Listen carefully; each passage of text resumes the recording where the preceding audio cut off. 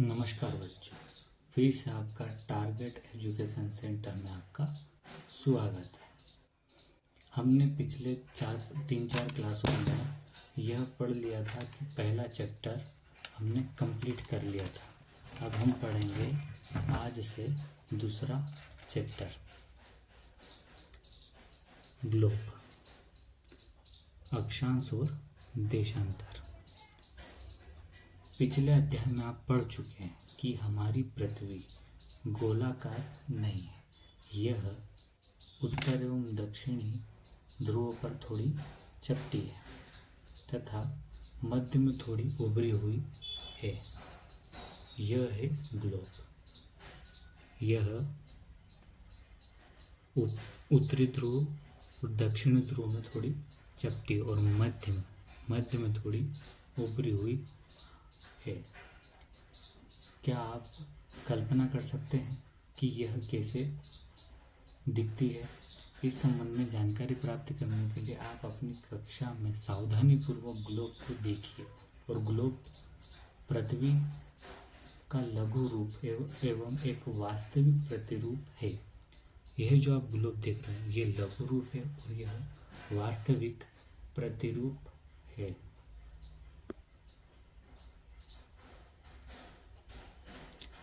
Globe विभिन्न आकार एवं प्रकार के हो सकते हैं। बड़े ग्लोब जो आसानी से एक स्थान से दूसरे स्थान नहीं ले जा सकते और पॉकेट में रखने योग्य छोटे ग्लोब तथा गुब्बारे जैसे ग्लोब जिसमें हवा भरी जा सकती है एवं आसानी से एक स्थान से दूसरे स्थान ले जा सकते हैं। यह जो ग्लोब है छोटो ग्लोब जो हमें जेब में या पॉकेट में रख के एक स्थान से दूसरे स्थान ले जा सकते हैं और इस प्रकार के रहते हैं बड़े ग्लोब। यह एक कमरे के अंदर या बड़े हॉल के अंदर रखे जाते हैं।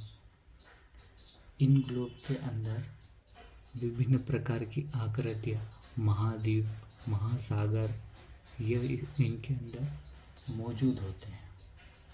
ग्लोब की स्थिर नहीं होता। जो ग्लोब है वह एक जगह स्थिर नहीं होता, जैसे इसमें दिखाया गया है। यह एक स्थिर नहीं है, यह घूमता रहता है। उसी प्रकार घुमाया जा सकता है जैसे कि कुमार का पहिया या लट्टू। ग्लोब पर देशों और महाद्वीपों को और उसके सभी आकारों को दिखाया जा सकता है और महासागरों को भी अपन देख सकते हैं। यह जो मौजूद है स्थल, यह महाद्वीप है। यह प्लेटों पर बने हुए महाद्वीप है और यह जो नीले रंग का दिखाई दे रहा है यह महासागर है।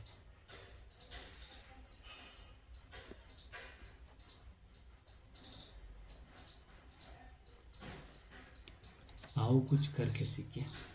एक बड़ा सा गोलाकार या आलू या गेंद, यह बड़ा सा गोलाकार या आलू अपनों ने ले ली। गेंद ले ली। स्वेटर बुनने वाली सिलाई को इसके अंदर घुसा दे और यह सिलाई ग्लोब पर दर्शाए एवं अक्ष के अनुरूप है। अब आप इस आलू या गेंद के अक्ष पर बाएं से दाएं घुसा दें या इस प्रकार। अब इस प्रकार घुमाने पर यह बाएं से बाएं घूमेगी। इसको घुमाएंगे हम तो यह दाएं से बाएं घूमेगी।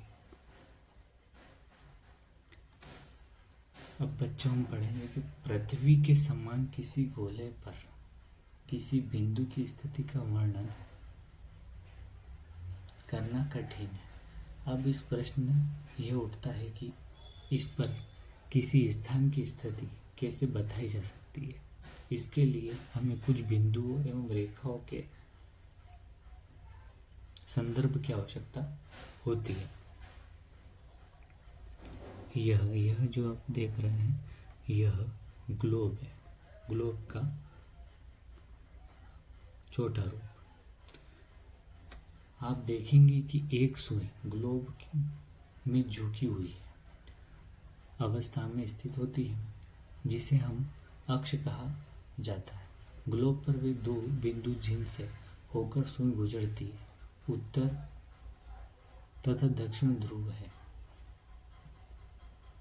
यह सुई मौजूद है और यह है उत्तर और यह दक्षिण मौजूद है। ग्लोब को इस सुई के चारों ओर पृथ्वी की भांति पश्चिम से पूर्व की ओर घुमाया जाता है। यह पश्चिम और यह पूर्व, तो पश्चिम से पूर्व की ओर घुमाया जाता है ग्लोब को। इसी प्रकार पृथ्वी घूमती है। लेकिन याद रखिए कि इन दोनों में अंतर है। पृथ्वी का वास्तविक में ऐसा कोई भी सुई नहीं होती। अगर आप देखेंगे तो यह तीसरे नंबर पर पृथ्वी है, यह इसका कोई ऐसी सुई नहीं है। यह काल्पनिक बनाई गई है आपको समझाने के लिए। और यह है ब्रह्मांड में इस प्रकार से पृथ्वी मौजूद है, जो अपने स्थान पर रहकर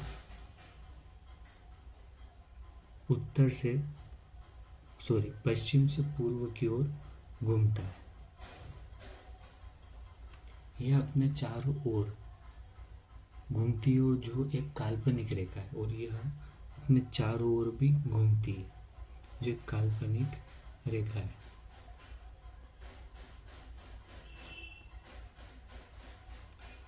एक अन्य काल्पनिक रेखा भी ग्लोब को दो बराबर भागों में बांटती है। इसे विषुवत वृत्त कहा जाता है। यह जो आप 0 डिग्री देख रहे हैं, यह है विषुवत वृत्त। यह दो भागों में, यह उत्तर और यह दक्षिण, यह दो भागों में इसे बांटती है।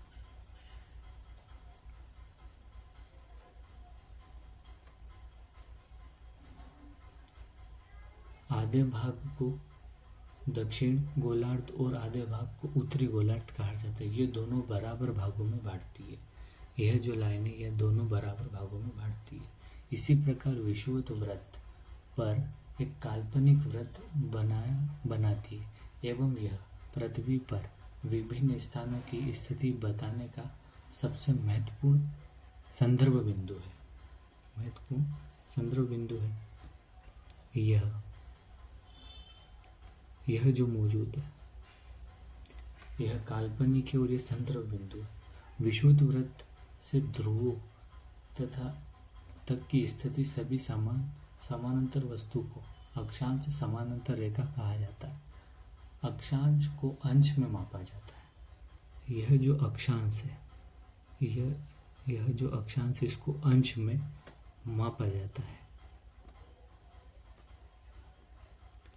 इसी प्रकार विषुवत वृत्त पर पृथ्वी पर एक काल्पनिक वृत्त बनाती है एवं यह पृथ्वी पर विभिन्न स्थानों की स्थिति बताने का सबसे महत्वपूर्ण संदर्भ बिंदु है। विषुवत वृत्त से ध्रुवों की तक स्थिति के समानांतर वृत्तों के अक्षांश समानांतर रेखाएं कहा जाता है। यह समानांतर रेखाएं कहा जाता है। विषुवत वृत्त शून्य अक्षांश को दर्शाता है। जो आपने ऊपर देखा यहाँ बीच में विषुवत वृत्त, वो शून्य को दर्शाता है। चूंकि विषुवत वृत्त से दोनों तरफ ध्रुवों के बीच की दूरी पृथ्वी के चारों ओर वृत्त का 1/4 है, अतः इसका माप होगा 360। इसका माप कितना होगा? अगर पूरा घूमे तो 360, 1/4। यदि 90 अंश, इस प्रकार 90 अंश उत्तरी अक्षांश और उत्तरी ध्रुव को दर्शाता है तथा 90 अंश दक्षिणी अक्षांश और दक्षिणी ध्रुव को दर्शाता है। अगर अपन ऊपर की बात करें तो ऊपर का उत्तरी अक्षांश 90 डिग्री उत्तरी अक्षांश को दर्शाता है और दक्षिण में दक्षिणी 90 डिग्री दक्षिणी अक्षांश को दर्शाता है। इस प्रकार विषुवत वृत्त के उत्तर की सभी समानांतर रेखाएं को उत्तरी अक्षांश कहा जाता है तथा विषुवत वृत्त के दक्षिण स्थिति सभी समानांतर रेखा को दक्षिणी अक्षांश कहा जाता है। सॉरी, ऊपर में जो मौजूद है उसे उत्तरी अक्षांश और जो दक्षिण में मौजूद है उसे दक्षिणी अक्षांश कहा जाता है। इसलिए प्रत्येक अक्षांश के मान के साथ उनकी दिशा यानी उत्तर तथा दक्षिण को भी कहा जाता है। सामान्यतः इस उत्तर या दक्षिण अक्षर से व्यक्त किया जा सकता है। यह उत्तर है और यह दक्षिण है।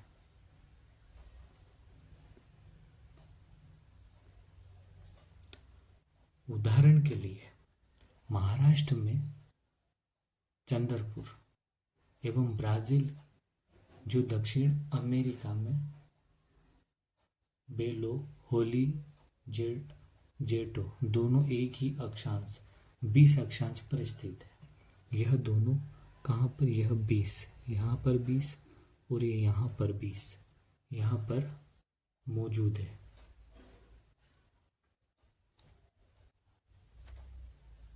लेकिन चंद्रपुर विषुवत वृत्त के उत्तरी अक्षांश 20 अक्षांश जो उत्तर में मौजूद है वह उत्तर में 20 अक्षांश उत्तर में स्थित है और बेलो होरिजेंटो विषुवत वृत्त के 20 अक्षांश दक्षिण में, यह जो दक्षिण है यह दक्षिण में स्थित है। इसलिए हम कह सकते हैं कि चंद्रपुर 20 उत्तरी अक्षांश पर तथा बेलो होरिजेंटो 20 दक्षिण अक्षांश पर स्थित है।